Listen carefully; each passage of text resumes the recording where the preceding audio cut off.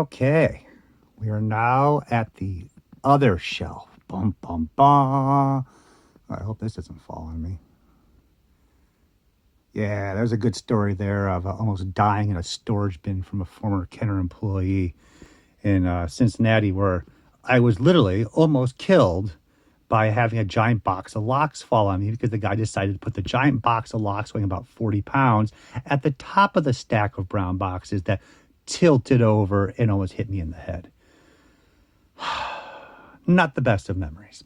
So we're going to start off right here and to showcase the other side. Looks good. Wasn't like perfectly planned, put back, and I put the sector sets up there and everything. So we're working away, man. So let's see. This actually I'm excited about because I have not looked in this box since we moved. And that's, I'm excited.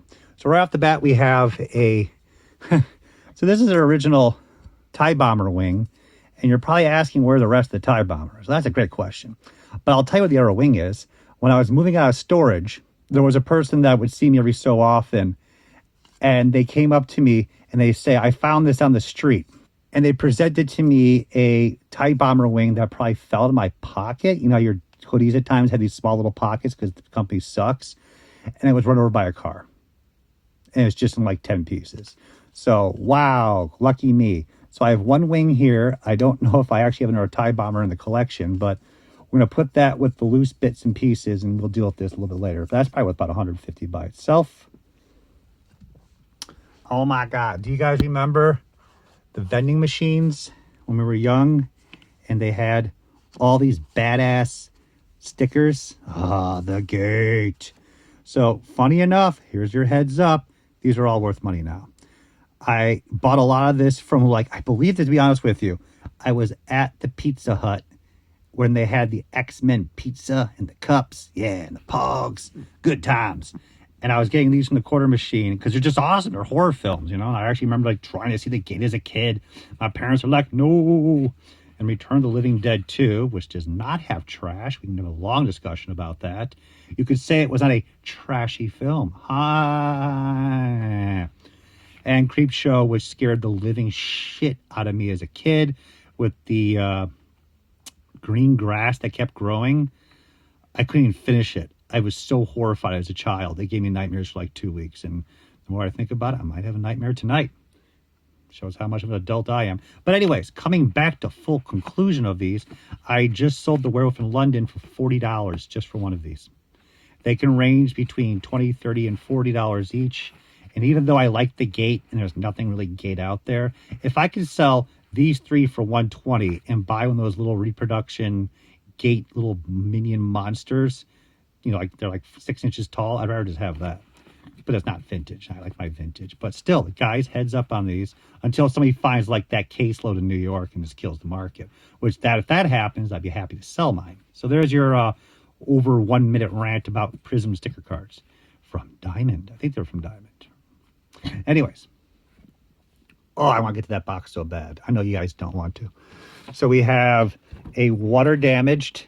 Join the celebration back on the big screen. Did it have to get water damaged? This actually is a really nice display.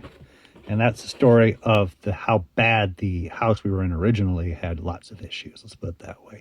And when I tell those stories of that house, you guys are going to be shocked at just how horrifying it was.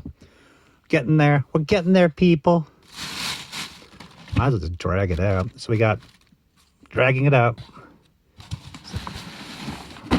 Okay. I'm excited. So we have an Action Fleet vehicles right here. That's probably going to keep the loose Action Fleet because it's not like the box ones. Probably about $20 there. And we have right off the bat, how are we going to do this, guys? SWAT cats. So again, this is stuff that you would go to a toy show up to about 2010 and pick this up for $15. Nobody cared. Nobody cared. Very difficult to find these, to be honest with you, in general. And the same with the loose bins. I'd pick these up by the loose bins for $5 each, $3 each. Actually, I take that back. They'd be $1 each. And then I'd flip them online for, decent money. And then everybody caught on because of technology. So currently, I think Dr. Viper is probably about 150, 200. Isn't that crazy? But they are difficult to get. I get that. But yeah, I still want to kind of keep them. I should have a loose complete collection, but the more I go through this stuff and I'm looking at the things that are happening in the world, as well as like, some current financial needs, I still want to keep it, because when it gets like the 80s and 90s stuff, I'm not like wanting to let it go versus like newer Star Wars and everything else. But once I get the $1,000 from my Disney Afternoon PVC set, these are the exact figures that came out from the cereal. Oh, literally, there you go. So nothing of huge money, but they did make DuckTales. Yeah, I didn't watch much Gummy Bears as a kid, but Tailspin, DuckTales, hell yeah. Rescue Rangers was awesome, but I don't remember watching it much. But in general, these were produced in such huge numbers, even though they're wonderful toys. This is like $4, guys. Krillin does not get enough love, but in the newest series, he definitely does. But for the older Irwin figures, this will probably only be about 20, 25 bucks. It is still a good basic Krillin. He's really pissed off too, but no, a Destructo Disc. So I can let that go. The decision was made a while back to let all DBZ figures go, because again, the package art isn't really there. And if I have them loose already, we've already had this discussion. Like, I like my DBZ, but it came out later in my, years versus childhood. Okay, what do we got here? Oh, got a lot of Power Ranger stuff. We have so these are the lighter robots that were originally produced by Popy. And these were really just fun, unique little transforming robots. This is the reissue. They did about 5 or 6 of them. These run about 30, 35. They're just fun to have. I wouldn't mind preferring to have the original ones, but they did get really dried up and difficult to get. Even I think the reissues now have gotten difficult. This is about 15 years old now. But they're just really fun, unique, of that time, robot style. The one eye, red bar right there for the eyeball. It's cute. That's all I can say. As for Japanese food products, for a while when I was in Japan, they were just making tons and tons of food products. The chocolate is still in there. Jesus, Alex, just eat it. No one cares. These are only worth a couple bucks each. I had a huge collection I amassed of just various candies and ice creams and everything. And I decided, like, at some point, you're like, I'm way too deep in this hole. We're talking like same package, 4 different styles, and then 30 different food items with that many variety. And then that was what was out for like that short time. And then you go back to Japan a few months later and there's more. And you're like, I gotta stop. So that's pretty cool, but that's got to go about $5 maybe if I push it. This is a Tamashii Nations Green Ranger. So I used to visit the Tamashii Nation display at Akihabara, that little tunnel that goes to the scuba line, which went up to Asakusa. So I paid Nissan 20 bucks for this. That was a great purchase. No idea in the value right now. And again, when I bought this, I have to compare this to the Hasbro and everybody else's. Like, there wasn't a Green Ranger out there that was this beautiful. And then now, as I mentioned, with lots of our toy lines, especially Marvel and DC, you have quite a variety. And the best is what's going to hold the value. So if this doesn't come with the snuff anymore, this is still going to be 20 bucks. Or it could be Future Alex.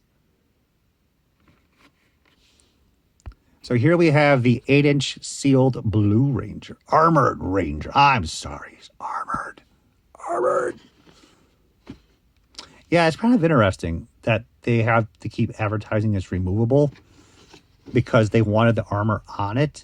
But it would have sold better if it looked like the actual Space Ranger with the armor off to the side. So, very difficult to get.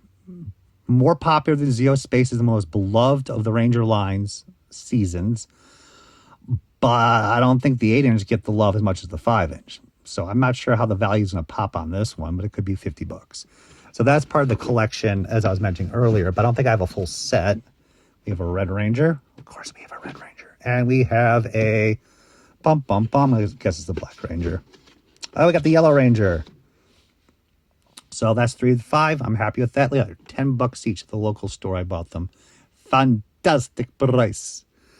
Then we have in the box below, we have a Black Ranger 8-inch. And we have Kimberly.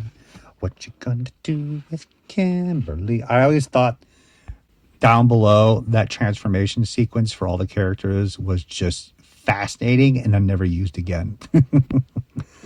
But yeah, this is as classic as you can. I can sell in the future, a lot of the Power Rangers off packaged, but the triangle box original, I know that everyone likes the flip heads. I know that's where people kind of want to go to as well, but these were the first. These are the ones I remember the most, and how short packed the yellow and the pink was. Blue was the next short packed, and then black and red was everywhere. All the battles, the fights, and all the parents screaming. Yeah, definitely awesome stuff. I wouldn't mind autographed ones. I have some prototype samples I mentioned earlier. I have a Pink Ranger from the movie, which the mold is a Pink Ranger, but it's cast in chrome yellow with the T-Rex emblem on it. I got wacky stuff I want to get into later on with you guys. I love this early stuff. Anyways, they're only worth about $30 each tops. At the end, the market was just flooded because the demand was there, and they flooded it at first so rare, and then everybody kept enough to the point where case finds are, just they're out there. Let's put it that way. And to wrap it up, we have a little Japanese piece. Again, I'd buy samples of these, just like whatever. Here's a cute little Triceratops robot. Very little fascinating little mechanism there. Oops. No idea in the value. Just more cute stuff. So very few out of this box will be sold. But now we have a giant gap. No, not the Gap, the clothing store. The gap in the shelving, you moron.